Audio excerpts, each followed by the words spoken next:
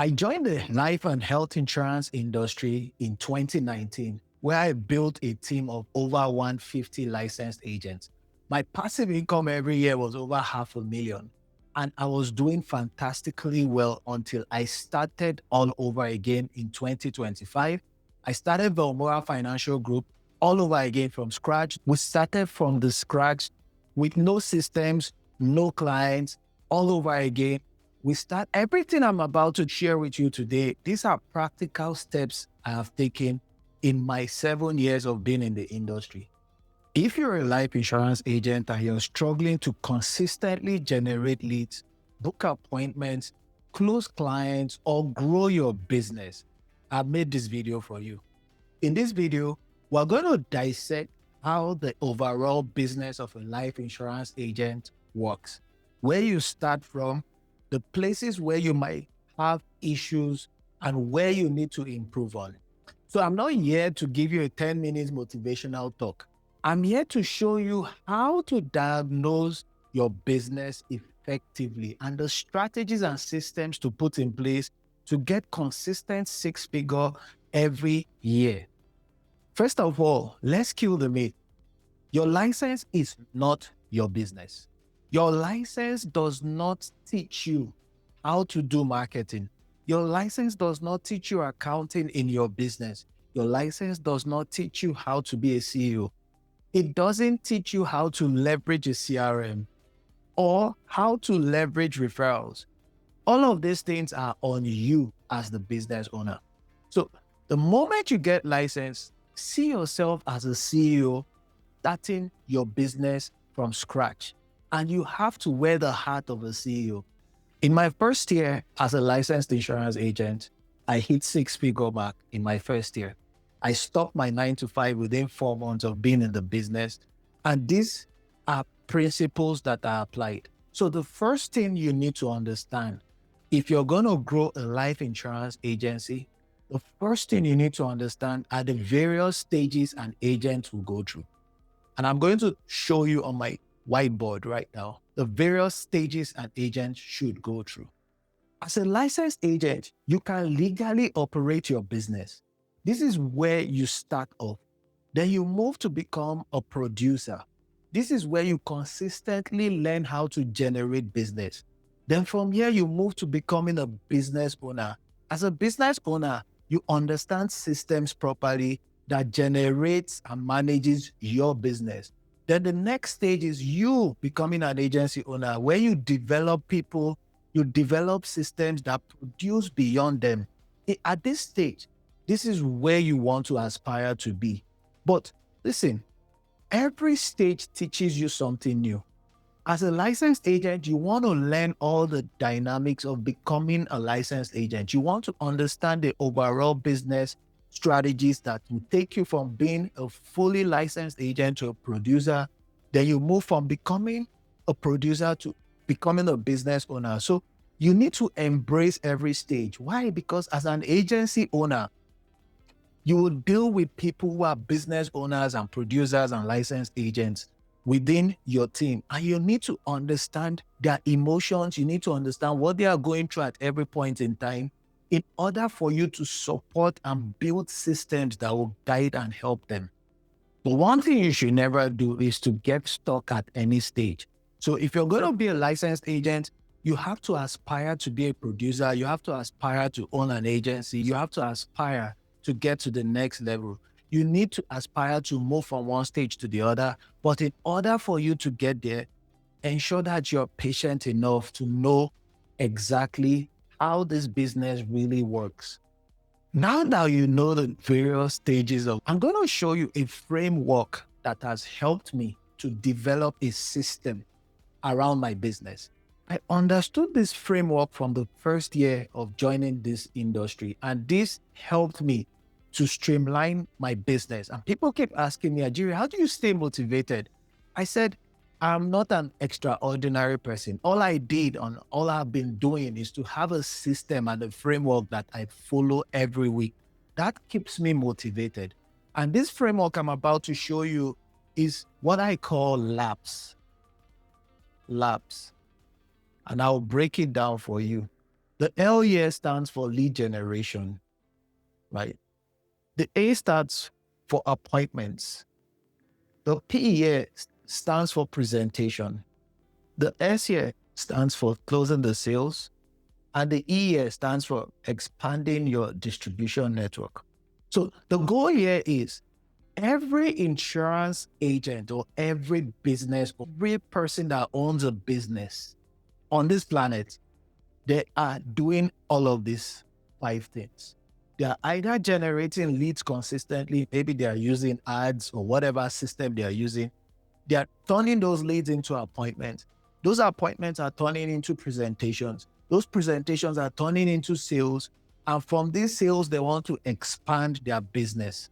So these 5 areas are the things, the framework that would help you understand your business and know how best to push it. We're going to dwell on this framework and we're going to break it down one by one in order for you to understand what aspect of this framework your business is really struggling on. But before we break it down, I would like to ask you a fundamental question, which I ask every person. Because as a startup entrepreneur, especially if you're new in this business, you're a startup entrepreneur, right?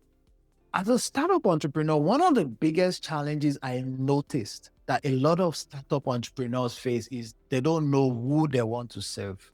They don't know who they want to serve. And in business, if you don't know who you are targeting, how would you know when you find them? So the first question you need to ask yourself is, who do you want to serve? Who do you want to serve? What problems do they face? And what outcome can your solution provide for them? These are fundamental questions you must ask yourself because the industry is broad and there are lots of people you can help. The world is broad. Everybody has different type of financial problems, right? So if you want to help young immigrants, for example, what are the problems those young immigrants are facing? Maybe they are finding it hard to navigate the financial systems here in Canada, for example, right? What is the possible outcome of them working with you? Definitely, you're going to help them navigate by showing them the right type of strategies to put in place at the early stage of their navigation system in navigating the system in Canada. So the goal here is, who do you really want to work with? Do you want to work with medical professionals? What are their challenges? And what is the outcome of them working with you? What solutions can you provide for them? For example, a medical doctor who is having a challenge with their retained earning, right? Their retained earnings is not growing. Instead, they are being taxed heavily. The question now is, who do you want to work with? What are their problems? And what's the outcome of them working with you? Also, I'm going to mention here, don't spend 3 months trying to figure out who you want to work with. Start with the people around you first. Start talking to those people that you're close to, right? Start understanding what their problems are. Even yourself, you know the type of financial problems you've gone through in the past. What is that problem you have overcome by yourself? Or you know someone who has overcome it. Can you show other people how best to overcome such problems using financial strategies? If the answer is yes, then you don't need to look so far. The problems are always around you. Maybe you've come out of a credit card debt, right? Over a period of time, there are thousands of people struggling with credit card debt. Why don't you focus on those people, helping them to come out of debt? The same strategies you use to come out of debt, help them to come out of debt too. That is your role, right? It could be a challenge you've gone through. It could be a challenge you're currently experiencing and you're finding solutions, 1 or 2 strategies. So that's one way to help the people. And this is one way to discover who you can help. Businesses don't struggle because they lack ideas. Businesses struggle because they lack leads. Lead generation, quality leads is what is the pipeline of any business. No matter who that business, no matter what that business does, lead generation is the critical aspect of any business. So let's look at lead generation in our own insurance business. I've had people come to me and say, man, I'm struggling in this business. I don't think this business is for me. The truth is that if you're getting 10 to 20 leads every day, you will feel this business is for you. The reason most people are saying that this business is not for them is because they don't have a system where they generate leads. And the question is, how do you create a system for lead generation? That's the question you should be asking. What kind of strategies can I put in place to generate leads? And listen, there are many ways to generate leads. And we're going to look at 5 key areas, your lead generation strategy. So I call them the 5 lead engine. But first and foremost, if you've already been in business for a couple of months and you're struggling, where did you get your first 5 clients? The reason I'm asking this is because if you do not know your client acquisition system, there's no way you can scale it. So what I'll advise you to do is write down the names of the 5 businesses that you've done recently. And beside each of them, write where they came from, the source from which you found them. The truth is that if you cannot answer this question, then it means that your lead generation strategy is broken. I call this the 5 lead engine, right? So you want to look at your existing network. That's the first place, right? We call that the warm market. Then you look at your existing clients, you look at referrals, you look at content, you look at strategic partnership. Another thing I would say is you add ads, paid ads on top of all of these layers, and I'll explain later, right? Your existing network, right? There are lots of people you know. You just don't realize that people. So if you're going to have a party today, a birthday party today, what are the people you will call? And if you need 100 guests, how do you get 100 people to that room, right? That is where you start from. Write down the names of every person you know. Just write it down. That exercise alone is a success. And you don't have to put it on pen and paper. You can put down the names on Excel. You can pull out the names of people on your contact list. The moment you put these names down and you're looking at the names, it's a different feeling. So imagine you came up with 200 names and all you need to do is warm up those contacts. Maybe some of these people you haven't spoken to them in months, in years. Don't just go and start telling them that you now sell life insurance and you need to connect with them and all of that. You want to show them an insurance policy. If somebody does that to you, how would you feel? Right? You want to start by having conversations and connecting with them. If you're able to go through your list, you chat 5 people up a day. In a week, you've chatted 25 people. And guess what? In a month, you've chatted 100 people. All you're doing is warming up, getting to understand what they're doing, what they've been up to. You want to connect with them. That is how you start with your existing network. Let's look at existing clients. For some of you who are already in the business, you don't understand that you're sitting on a gold mine.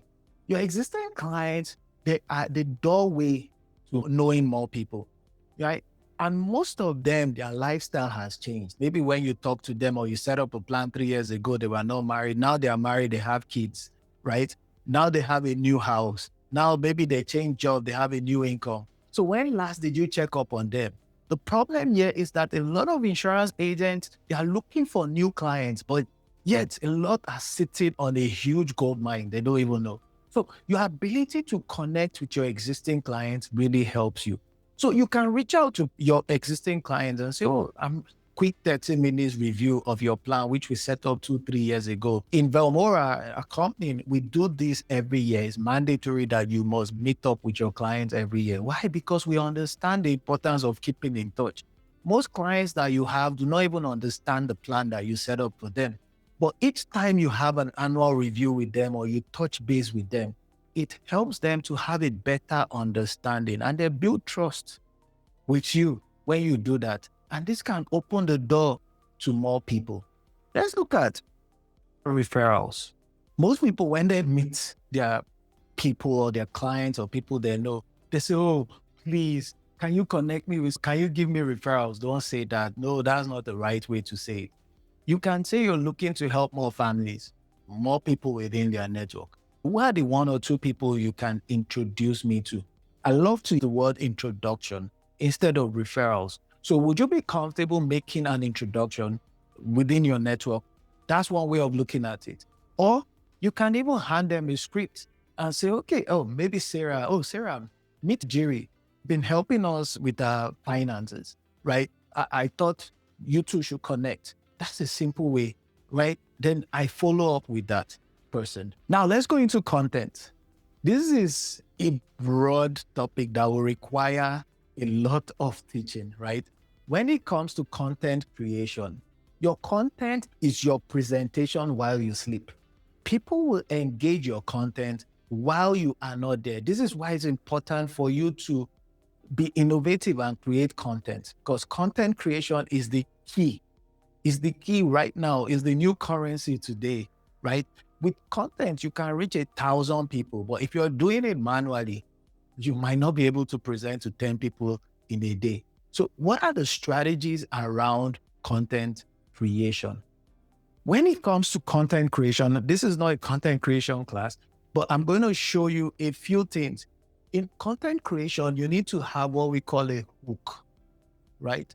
It's very important. That's the beginning. Why? Because if you are clear about the targeted audience you're looking for, you understand their problems. So this will start with the hook.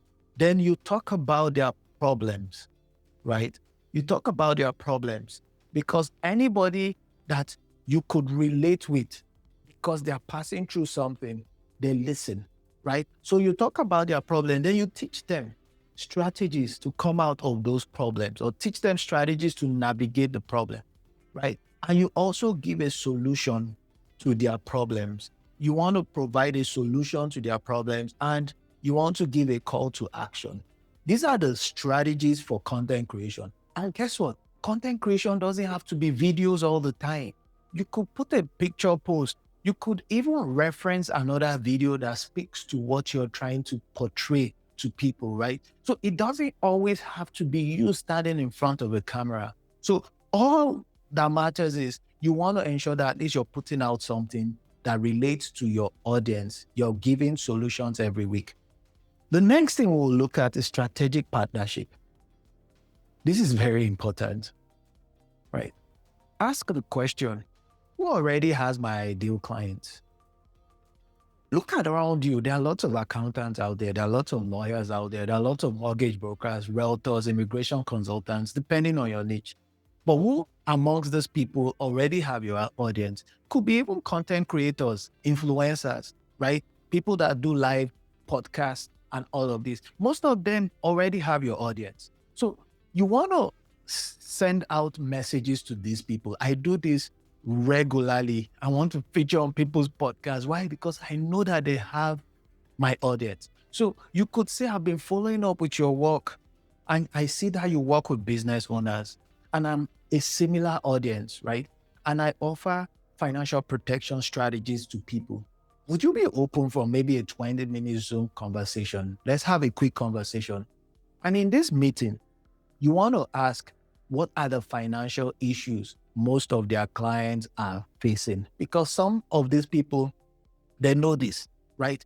So you want to work out an ideal referral partnership with them, because you need to figure it out, because you also know a few of their own target audience, right? They are part of your network. So this is how you connect with people and you engage strategic partnership. And all of these engines will help you generate consistent leads if you are able to run a system around it. And I'll show you what I do every week. You just need to have a weekly target. Listen, you need to create a system that will keep you busy every week. Don't just wake up and wonder what you should do this week. You need to have a non-negotiable. If you do a minimum of 5 network touches a day, minimum of 5 client touches a week, minimum of 5 referral conversations a week, 3 pieces of content a week, and you have 3 partnership conversations. You are not sure if you're going to get this conversation, but you want to have at least 3 partnership conversations a week. I promise you, your business will never be the same. I promise you that. All you need to do is bare minimum Most of my advisors, we do 25 of this weekly. It's non-negotiable because if you do 25 a week, you know that you are talking to 100 people. And one of the people I admire most is Myron Golden. And he says, if you are able to generate 1,000 leads a month, there's nothing stopping you from making 8 figures a year. It's all about lead generation. So the next stage is appointments. If we look at the lab strategy, the next stage is appointments. Right now, you've gained attention when you generate leads. And that attention has led them to becoming a lead. From that lead, it has to get into what we call a conversation, right? Very critical.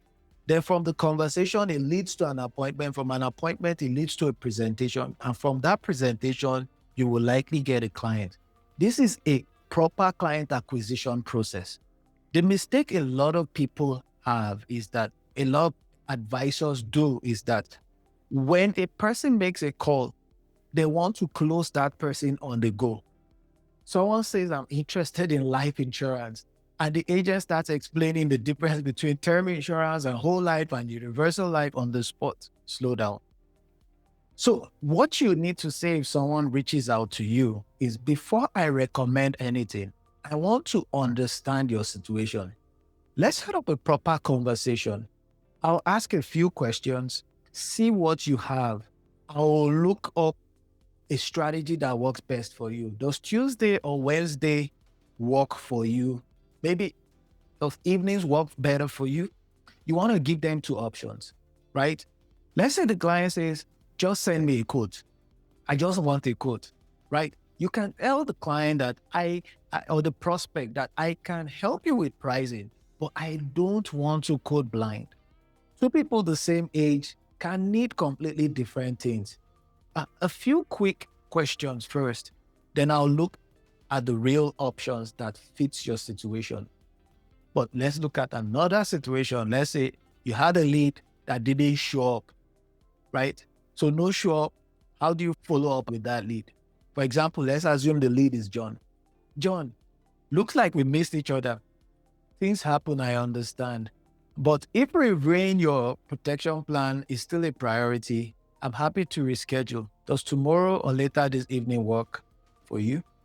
So the goal here is, how do you respond to this type of inquiries, right? And this is a simple strategy that will help you convert these things to an appointment, these conversations to appointments. With that strategy, you get to talk to people who reach out to you. But right now, the world has changed, right? If you don't have a CRM that is working for you at this time, that the AI systems and all of these technologies are out there, then you are missing out on something, right? So if you have a lead that comes in through your pipeline, through your CRM, for example, you put in an ad, immediate response, you have to schedule your CRM in a way that it gives immediate response. It leads to a booking. There's a reminder, there's an appointment, there's a follow-up. Listen, your CRM remembers what your brain wants. Your CRM will track every lead. So getting the meeting is only half the battle, because if you start presenting products too early, you can lose the client before you even understand the problems they face. So let me show you the 6 questions behind a better presentation as we step into presentation. So the key here is your ability to convert that lead into an appointment is a very critical part of the labs strategy. Many insurance agents are trained to push products. Early on, when I started in this business, that was my own way. I was trained to push product. I just open the presentation and start talking. But I started realizing that it didn't make a lot of sense, because this product does not fit everyone. So one day I asked myself that, how do I do this? This product is not really fitting everybody's need, but I'm trying to sell the same product to everybody, because some people's situation is different, right? So others could be using insurance for real estate strategies. Others could be using insurance as a protection plan. So I decided to come up with a strategy while I meet people for presentations. And my strategy is what I broke down here. I want to understand their situation. I want to understand the problems.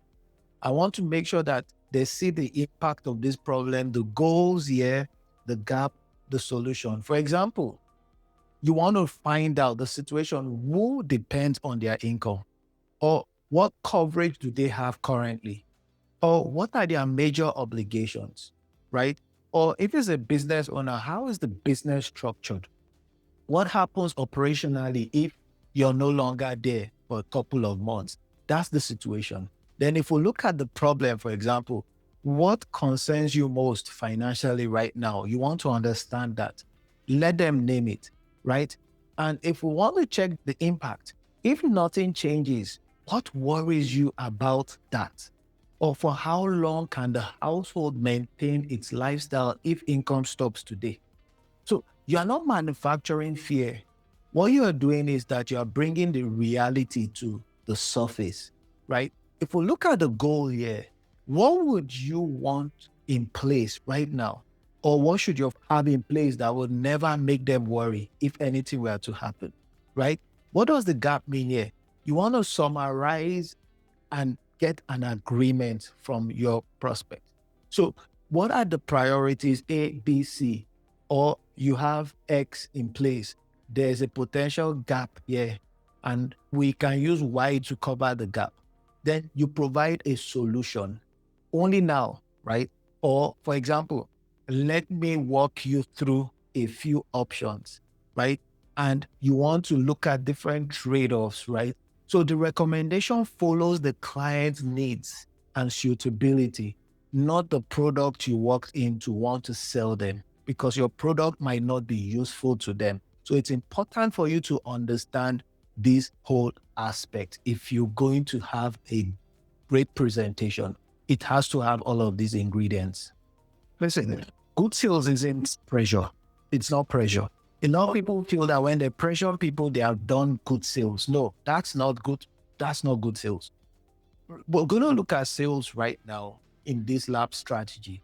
So sales isn't pressure, like I mentioned. Sales is helping people decide with clarity. So this is the strategy for a proper sales process. You want to clarify, you want to diagnose, and you want to educate. Also recommend and confirm whatever you have recommended. The pattern behind every objection, which we're going to talk about right now, is the same. First and foremost, you want to acknowledge every objection. You want to ask clarifying questions. You want to find the real objection, then address that objection, not on the surface alone, but you want to address it deeply. So I'm going to talk about the most popular objection. I need to think about it. Of course, this matters. I need to think about it. Of course, this matters. So if I give you the right info first, what specifically do you want to think about? These addresses, I need to think about it. Of course, it's important for you to think about it. But let me give you the info first, the right info first. For example, what specifically do you want to think about that address whatever their name? Maybe it's their price, spouse, or maybe an understanding of the product, right? You want to give them clarity. Or, oh, it's too expensive. When you say expensive, are you referring to the budget or are you referring to the cost? So if it's budget, you want to revisit the amount, but better still, you want to understand what they are comparing the expensive to, right? Compared to what really, right? Compared to what really? Or I already have a work coverage. That's great. Do you know roughly how much? And what happens to it if you leave the job, for example, right? You want to fill in that gap, right? What you're trying to do is you're not competing. You're just accounting for the gap or eventuality. Or let's say the client says, we're looking at sales and objections, right? I need to talk to my spouse. People have objections because they don't have clarity, right? Oh, I need to talk to my spouse. Oh, that makes sense. I'll actually rather have both of you comfortable with this solution I'm about or I'm offering you. But let's book a short follow-up so I can talk, I can walk through with both of you, for example. Or let me get back to you. I've had that so many times, right? Let me get back to you. But before we wrap up, anything from today that you are still unsure about, you want to clarify it. So, can I book a short follow up for Wednesday? Let's leave that open, for example. But the idea here is that every objection ends the same way. You want to ensure that you book the next step before you hang up. Very important. So when you get clients on board, retention and referral is very important. So getting the client in the beginning, but it's not the finish line, right? So you want to ensure that at least. So let's look at retention and referrals after you close the sale. So getting the client is the beginning, but it's not the finish line. Once you get the client, you want to onboard the client, you want to service the client, you want to review with the client consistently. And from your reviews, you can get referrals and get a long-term relationship with them, right? That's the flow, right? Because you want to continuously leverage your existing clients. So for example, you want to thank Sarah for trusting you with this. And I will stay available as things change. You want to assure your clients. I'll review periodically to keep this aligned with your life. So the idea here is that you want to give that review prompt from the day you are making the sale, right? And every period when it's the anniversary or even every 6 months, you want to do a check-in, leverage your CRM, right? So you want to ensure that at least you ensure that you connect with your clients consistently. And one very quick strategy I use every time is having a regular monthly newsletters. The newsletter would enable people remember that you exist. So you want to send monthly newsletters every time to your client and you put your booking link, but make sure that you're giving real value every month. It's a way to remind and assure them that you're still there, right? Let's put some numbers to everything we've discussed in the last couple of minutes. And it's important for us to calculate how many appointments and what your income target requires. And this is the maths of 6 figures. So let's take the emotions out of this 6 figure. And because the truth is that I didn't into 6 figure in my first year by mistake. I got there because I sat down at some point and I reverse engineered exactly what would happen every week to hit that number. That's what I want to walk us through right now. Because right now we want to see how can we consistently get $100,000 every year minimum, right? What you'll be looking at is maybe an average case. Let's look at these numbers, right? So we'll look at average case is equal to, let's say, $2,000 gross. So what this means is, let's say you placed cases, right? So for you to do this, it means that you're going to have 4 to 5 closed every month. 4 to 5 closed every month. So this is if you do 25% presentation to client every month. So it means that you're going to be looking at least 200 presentations, right? 200 presentations. So if you have a 70% show rate, because most times you're going to have no show. So let's assume you have a 70% show rate out of maybe 286 booked appointments. It means that 50% lead to booking rate, you need to have 572 qualified leads in a year. So your numbers will differ. If you're going to hit consistent 100K in a year, so you need to have an average case of $2,000, at least an average case of $2,000. What this means is that you have to place at least 50 policies in a year. Think about it. If you look at these numbers, think about it. The numbers here How do you get 50 policies placed in a year? You just break it down to monthly goals, right? Because your numbers will differ. So I'm just using $2,000 here. Some people might have one lead that can give them $50,000 in revenue, right? It depends, right? But the goal here is if you're going to achieve 50 placed policies in a year, how many appointments are you going to book to get 52 qualified leads in a year? 572. So it starts with appointments, it starts with leads, it starts with whatever you're putting. So you have to be intentional about lead generation. So how many leads do you generate every month, right? Out of those leads, how many bookings do you get every month, right? Also, how many conversations are you having every week? When people reach out to me and say, oh, Ajiri, this business is difficult, I ask, how many presentations or conversations are you having every week? Because that's where it starts from. If you are not having a lot of conversations, then the chances of you getting to six figures is very slim. Very slim. Most times, I do 30 presentations in a month. I push myself. I just say, I want to talk to 30 people this month. And I do it repeatedly because when I talk to 30 people in a month, my closing ratio, if it's 70%, there's a high chance that I will close more people that month. So the goal here is how do you generate a lot of leads? And this is why content is critical. This is why knowing your numbers, very important. You have to evaluate the last few months and ask yourself, what are you doing?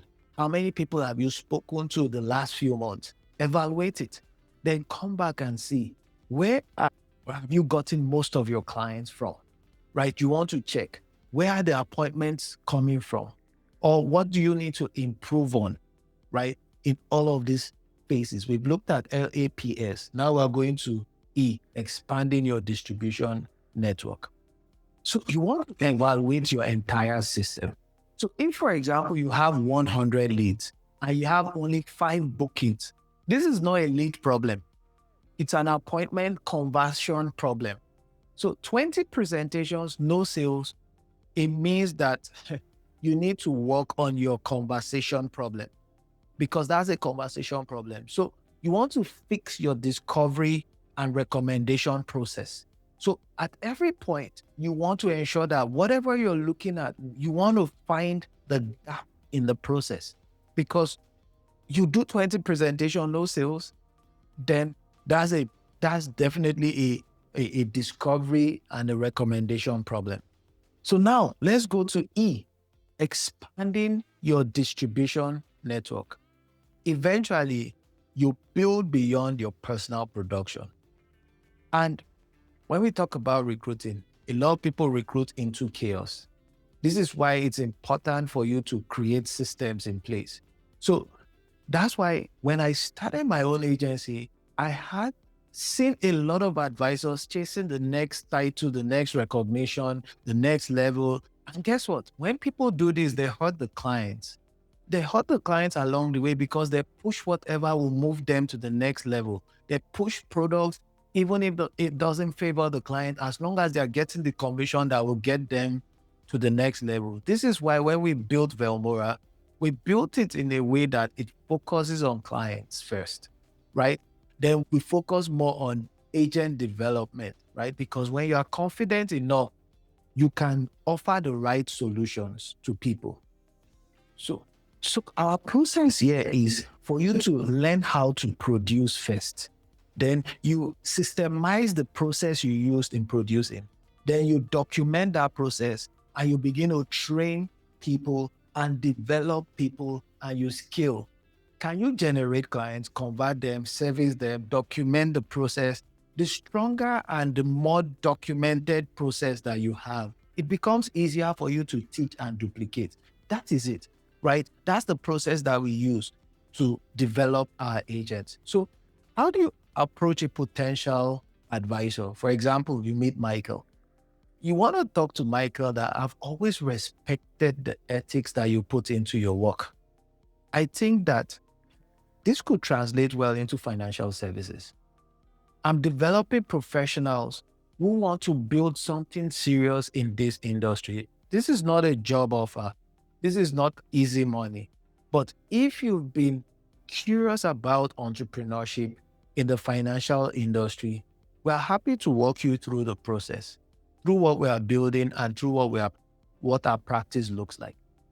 So the question here is, are you asking the right question? So you want to ask, what are you looking for over the next 3 to 5 years? Have you considered entrepreneurship? Are you looking for employment or are you looking to build a business? And the truth is that not everyone should join. That's fine, right? You want to ensure that at least you are getting and targeting the right people because you want people who would develop within your process, right? So when you're developing a team, you have to go through the process. So you want to talk about licensing and contracting, compliance, product knowledge, target market, prospecting, appointment, presentation, sale, client service, leadership. All of these things are the things that make you a builder. You have to create systems around all of these things, right? So looking at your next 90-day plan, right? The foundation here in the next 90 days is number one, define your target market, write your proposition. What do you want to do for them? Organize your CRM, categorize your contacts, build your client review list, your first 25. Also, build your weekly prospecting schedule. Then the next 30, 31 to 60 days, you want to ensure that you have a weekly pipeline. You touch base with your clients, your network, you put referral systems in place, your content, partner meetings, appointment booked, track everything. The next 61 to 90 days, optimize, review your numbers, find the weakest stage in your leads, booking, showing up rate, presentation, application placement, referrals, fix all of these parts first. Then the challenge now, you want to have what we call the 551 challenge. You want to start that. Start texting the first 5 people on your list. Reconnect with those 5 people from your network. Ask for a happy client to give an introduction, right? Also, the 11 actions that you need to do within the next few period. So you want to keep repeating this process over and over again.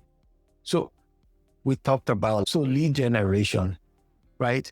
You want to get enough qualified leads. Appointments, you want to get enough appointments. Presentation by understanding the needs, communicating solutions.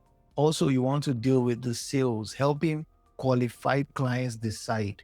Then you want to expand your network, building beyond your personal production. So if you're struggling in any of these aspects, maybe I'm not good at this or I'm not good at that, you want to find the aspect that you are broken. Remember, the question I asked you in the beginning was, which aspect of this whole process is your business broken, right? And you need to look at every aspect. So where's your business actually breaking, right? So you want to ensure that you evaluate every aspect. So make sure you start your process today. Through this masterclass, we have looked at the 5 aspects of our business that would consistently give you 6 figures if you look into it. Don't forget to hit the subscribe button if you found this video useful, and share this video with an insurance advisor, a life insurance advisor that might find it valuable. You can also get a copy of my book on Amazon.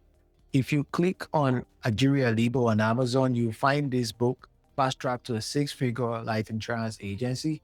I talked about how to achieve being a life insurance agent in 2 years, in less than 2 years. You can also build a sustainable life insurance agency if you understand, if you're in the right environment. You need to be in the right environment for you to achieve this.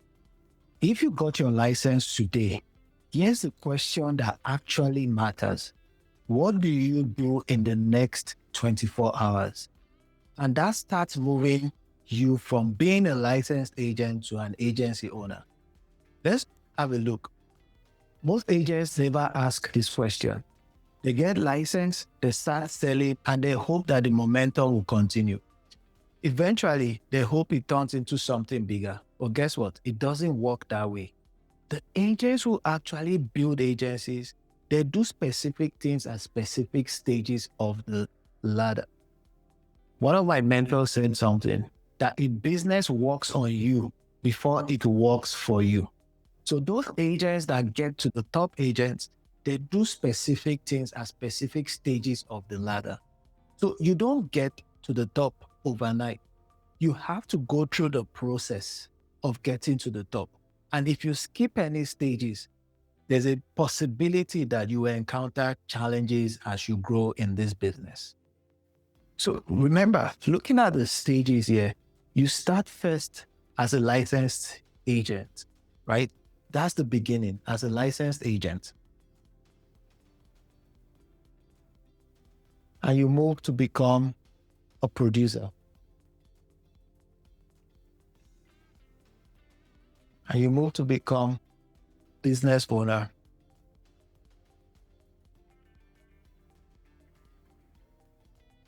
Then you become an agency owner. No theory here. What should you actually be doing this week if you are just starting as a licensed agent? What should you do day one, 24 hours after you get your license? What I'll do day one, before you touch a single lead, because here's the mistake a lot of people make most times when they come into the business. People just tell you, do this, go here, there's a system already in place, call 50 people, give me a list of 100 people. All of those things, they are good things, right? But when you get licensed, immediately don't think about it. Start by who do you want to serve? What do you want to serve? What do you want to target? Because if you're talking to everybody, you're talking to nobody. And not everybody needs insurance. There are people who don't need insurance today, but there are people who need a specific type of insurance. So before you contact one person, you have to first write down your positioning statement. The question here is, who do you want to serve? What are the problems they have? And what is the outcome of their problems?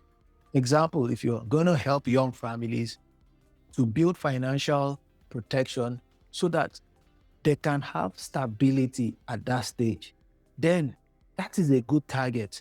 Your goal is, where do they hang out now? Now that you've defined who you want to work with, where do they hang out? What platforms do they hang out? So if you're going on social media, for example, you want to know where to find these people because that is your target audience, right? Or what WhatsApp groups can you find them? Then the second stage, after defining who you want to work with, the second stage here is write a list of people you already know. If you sit down today, you can come up with 100 lists. Go through your phone list, put them on an Excel sheet. There are ways you can even pull phone numbers and information from your phone on an Excel sheet, maybe on CSV, you can download it and upload it, right? This is the first step because these are people that know you. If you're able to come up with a list of 100 or 200 people, you begin from there. That is your solid client base because you want to have a base, right? And you need to start contacting these people. But please, don't contact them and start asking about insurance. You want to warm up the relationship first. You want to ensure that at least you connect with them and you think both of you, right? Something aligning. That's the first step. Build up and warm up those relationships. Then what do you do week one? Because we'll start from there, right? After you have been able to build your list, your base, right? You want to now start building habits. You want to build habits because most companies will teach you activities, but activities and habits are different. Most new agents confuse being busy with being effective. Week one is where you really install the habits that makes everything after this. On your first week, you have to install the habits that will be continuous, right? And how do you install these habits? You have to create a system around your activities. And these systems are things that you have to continuously do. And you must have a tracker because you want to ensure that at least you measure every activity that you do and what result is it bringing. For example, every lead source that you have, every conversation that you have, every outcome, the feel that because when you have all of this, you need to begin to study some of the mistakes you make from your first 5, 10 clients. This is why it's important for you to have a mentor that guides you in your first 5 or 6 activities, because you cannot diagnose a problem that you don't measure, right? So a lot of agents, they start in a successful way and they hit a fence, right? They start in a successful way and at some point they hit rock bottom. Why? Because they do not go through certain processes and they do not evaluate and analyze the processes that takes them from one step to the other. So it's important for you to document and understand why things are working and why things are not working. When you start, you want to leverage your network. Networking is the key skill that you must develop. It takes a lot of skills to build a business, and you have to learn all of these skills. Think about it. When you're applying for a job, it will state the skills required to do that job. Why do you think becoming a life insurance agent does not require certain skills?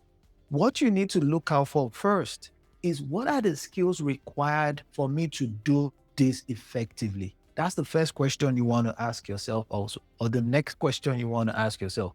Because when you have the right skills, it positions you in a place where you can develop those skills and those skills become a part of you. And no matter where you find yourself, guess what? You improve daily. Listen, when you're starting, don't aim so much for the big numbers immediately. What you need to focus more on is consistency. You actually need consistency to sustain this business, because once you build the right habits, you continue to grow within the ranks and you continue to improve and improve because you get to understand each step and each stage, right? So your only job in week 1 is to start your 5 conversations a day, not 5 pitches, but 5 conversations, right? Then the business follows conversation. So it means that you have to build more on your network, grow your network, connect with your network. In short, build the interpersonal skills that will help you talk to as many people as you can talk to, right? That's the goal. Then you want to become a producer. That's the next stage, becoming a producer. So between months 1 to 3, you want to be a consistent producer. And a producer is someone who consistently generates business. So not occasionally, but consistently. This is where you go from I made a sale to I have a system that makes sales, right? That's when you become a producer. But how do you go through all of this? You have already built a habit when you became a licensed advisor. You start building the habit that will help you generate consistent leads, that will help you push yourself, right? You understand how to handle objections. You understand how to handle rejections. You know the feeling, right? You start building the habit of communication. You start creating skills, right? Those are the things you need. So you want to go through that cycle before you become a producer. So as a producer, you want to get the full cycle of where to start from. And it's more on the lab strategy that we talked about, right? So it's more on mastering lead generation, appointment presentation, and how to close a sale. This is why we have a program at Belmora that helps you to go through this process with a mentor when you initially start the business. Because when you repeat this cycle continuously, volume gives you confidence. Volume makes you master the whole process. So some agents are great at generating leads, but they freeze during objections. Others book appointments easily, but they lose people in the presentation. You won't even know which one you which one you're struggling with until you've done enough presentations and you're starting to evaluate your numbers, right? So you want to review your numbers weekly. If you did 5 appointments this week, what was the bottleneck this week? What can you improve on, right? That's what you need to become a producer. So when you start getting plenty of leads but few bookings, then you understand what the problem is, right? And you know what to fix at that moment.